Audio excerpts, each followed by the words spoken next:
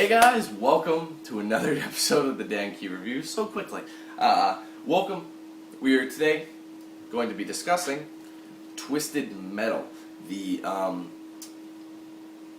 PS3 classic that's been redone after, what is it, 11 years since the last Twisted Metal game has come out back in 2001. This game, everywhere you go, you're like, oh, this game brings back memories. Everywhere, just everywhere. Me too.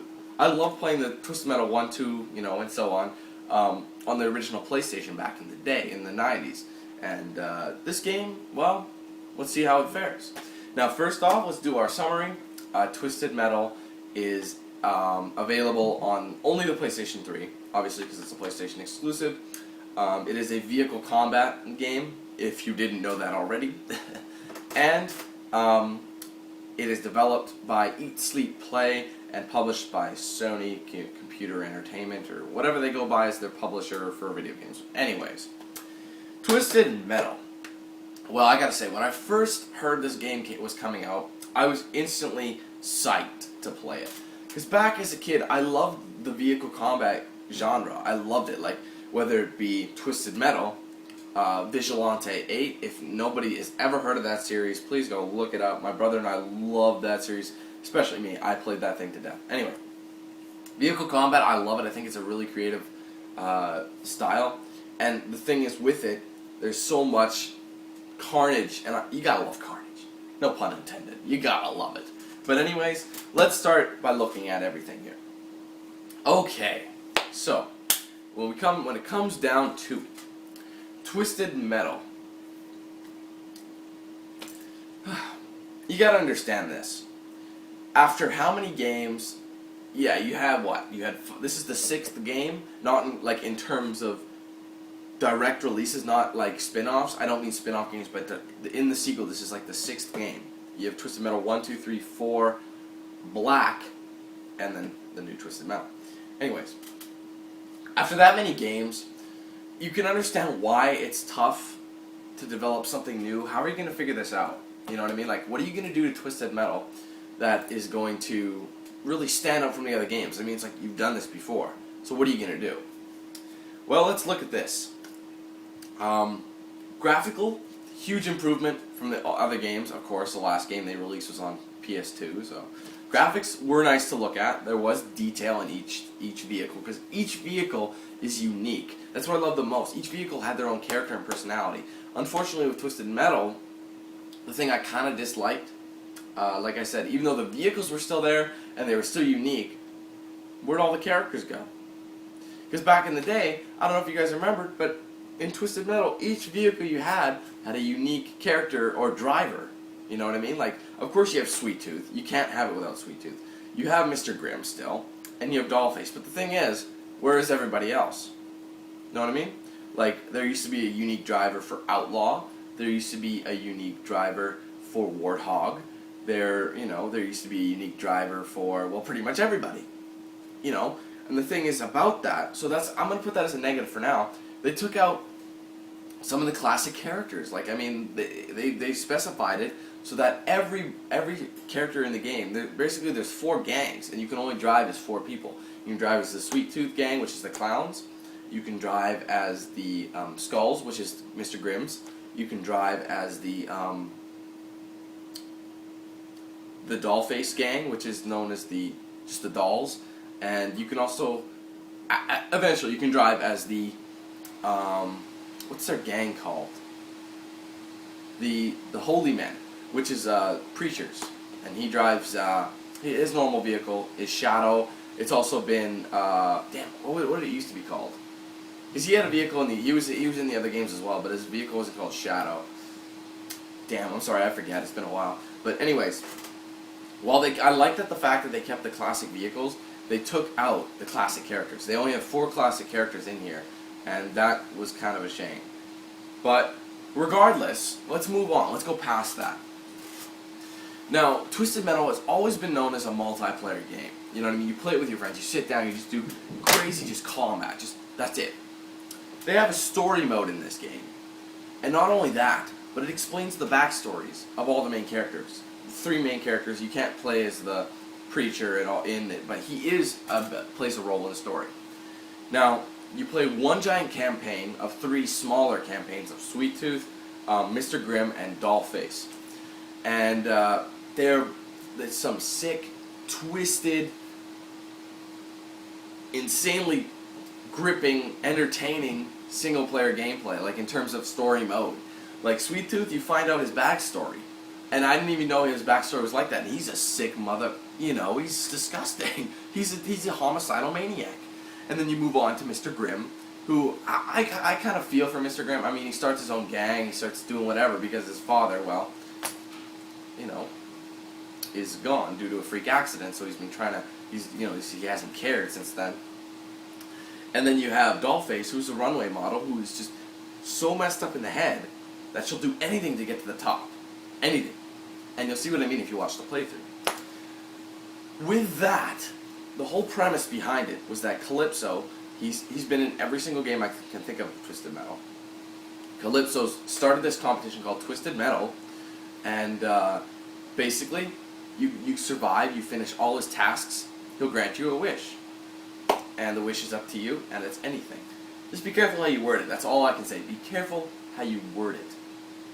Because usually it doesn't work out. But anyways, storyline, surprisingly, I loved it. It was really good. It was short, but that's the intention. It wasn't meant to be long. The story mode was short, but I liked it. It was really gripping. It made sense. It was good. Okay, the story mode was surprisingly good. However, I do want to mention something about it. When you're playing in single player, regardless if it's story or what, there are certain things. I've even had subscribers comment on it. I never really commented on my playthrough, but for example, you have, like I said, various characters, and you have different game types as well. You have deathmatch, team deathmatch. Oh, there was no team deathmatch in story mode, but there were actual races in Twisted Metal. And I remember one race. It was I think it was the last race of the campaign. It was one of the toughest ones. It was in Diesel City, and basically you had to follow the checkpoints. And if you missed one, you were done. You had to restart because, for example, some of the checkpoints, it's like that city has ramps and things, right? You're not just on the road. You're going up into buildings, crashing through buildings, jumping across buildings, going from rooftop to rooftop, collecting these checkpoints, and you have to follow it and keep your speed because there's other guys who have to catch you too. Then you have to drive like up and around. You get to the very peak of one of the highest points in that map, go basically backtrack, and then cross the checkpoint, or the finish line, which was a health truck. You know, when you have health trucks, you just drive up the ramp and it launches you out. Well, you have to try and, when you got if you're keeping pace with a bunch of other people, just think, everyone's trying to fit into that one thing, and you're just trying to line it up perfectly, and the controls can be kind of jerky, right, because it's kind of an unrealistic type game, but that's what makes it good. But anyway, trying to fit into that one truck can be hectic. And it seems, and I'm not just complaining here, okay, I'm telling people, it seems that when you're playing single player, the AI targets you and you alone. And I'm not making that up because you go watch my playthrough and see what happens. Because, I'll be just getting exploded. You'll even be looking, and you'll see, okay, I'm in the corner here. Why is 6 guys shooting rockets at me when they could easily be shooting each other? Huh? That doesn't make sense. Another example was in that race that I was just mentioning. One guy, Roadboat, one of his special moves is a magnet, and it'll basically suck anybody into its beam. Okay, there's one part of that mission where you're in a spiral parkade, you know what I mean? Where you drive up and up and up until you get to the top. Well, I was in front, okay, of the race, up the spiral staircase. All of a sudden, Mr. Roadboat activates it, and out of everybody who's in front of him, it targets my vehicle, yanks me all the way down, and I'm I don't know, I drop 3 or 4 places, and I'm just like, what? What the hell was that? That's not really fair. So, in terms of AI, they could be boosted. They were kind of cheap at times, but I still managed to find a way to get out of it, you know what I mean? Anyway, back to the story mode. There were a lot of... The cool thing I liked, there were boss fights at the end of each person's campaign. It was very unique, very entertaining. So overall, the story mode, I liked it. It was a nice addition, especially the fact that it explained the backstory. Excuse me. Okay, moving on to the actual bread and butter, the multiplayer. Still to this day, Twisted Metal probably has some of the best multiplayer in any game. There's many different game modes. There's you can have a lot of people in the game room. I think the max is 16. That's a lot of people. You can choose any different course you want at any different size, meaning, for example, say you pick Diesel City. You can do the huge, full size one. Or you can pick a small congested one, which is just in the downtown region. Put 16 players in a free-for-all in there. See what happens. I played one of those, and there was just carnage. Like, honestly, no other way to put it. Explosions. Like, if you love explosions, you're going to love this game. Because, honestly, there's so much to do there's so much going on, at one point. And they've also got all the classic maps. That's a plus. A few of the classic maps, like Rooftops, was changed into LA Skyline, I believe. That was my favorite map in the Twisted Metal games. And they brought it back. I'm like, oh my god, I know this map. I know this map. Yes, thank you. So they brought back classic maps. The maps are good. They're detailed. They're simple, but they're perfect for vehicle combat. You're not going to give a crap about, ooh, look at that beautiful statue. It's going to get blown up in 20 seconds anyway. So you're not really looking at that. You're just looking at a good thing with nice little trenches or ramps, just things like that. So I liked it. I forgot to mention this. I feel dumb. The controls. They're unrealistic, but they're good. They feel like an arcade game would. This isn't really an arcade game, but you know what I mean? It's arcade style. So the controls are classic. They're fun. They're good. You're going to like them. They're easy to get into. The thing is with the controls, you can make quick, precise moments like that. Like no problems. Like say, for example, you missed your turn. Hit left bumper, or depending on the control scheme, immediately your handbrake just whips you around and you're going back. Like I remember I did this crazy move against the first boss fight for Sweet Tooth in the story mode. Basically, it was two gigantic monster trucks with 8 wheels. I'm not even kidding. They had like dual wheels on each side of the truck. It was insane. But anyway, so I did this one move where I was driving and they were behind me, so I had to blow them up. So I whipped the e-brake right into reverse and fired. It was beautiful. You should go check it out. But anyway, the controls were fun. They were very precise. Unrealistic, but fun. That's the whole point of Twisted Metal. It's unrealistic. So the multiplayer, like I said, was amazing. Great combat. Super fun. If you have people in there, it'll make it great. However, here's something I wanted to mention.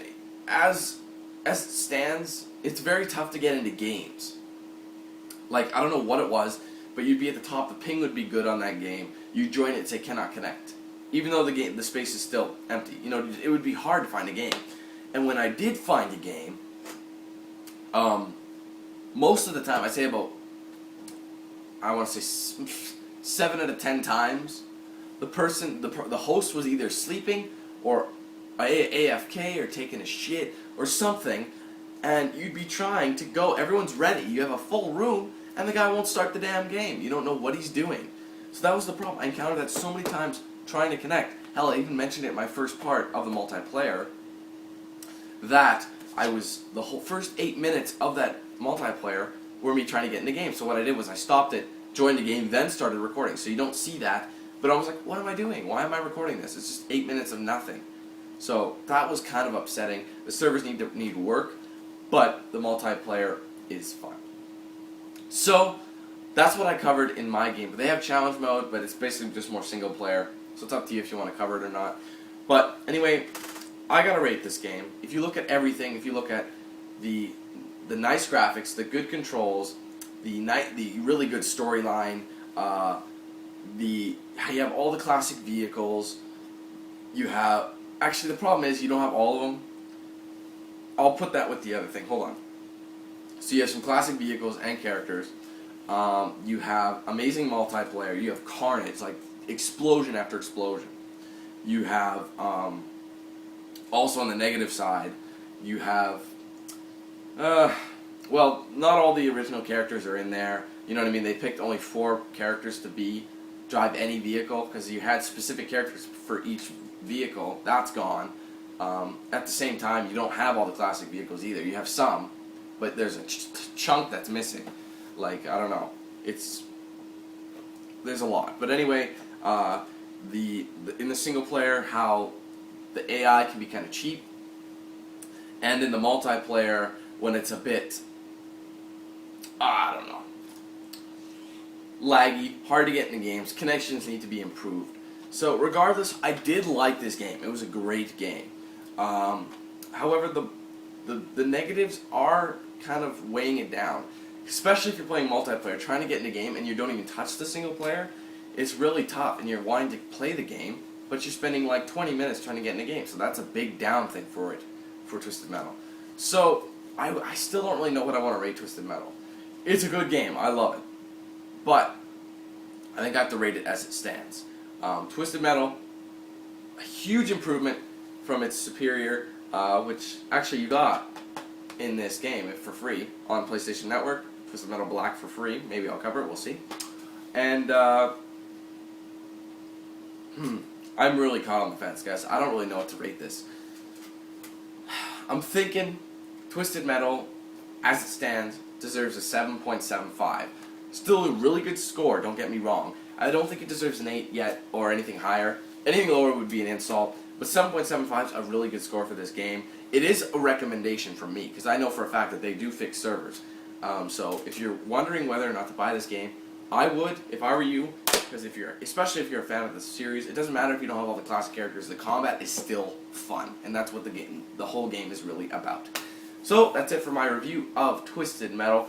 Hope you guys enjoyed it. Hope it helped you make a decision, like always. So thanks everybody for watching this review, and I'll see you guys next time.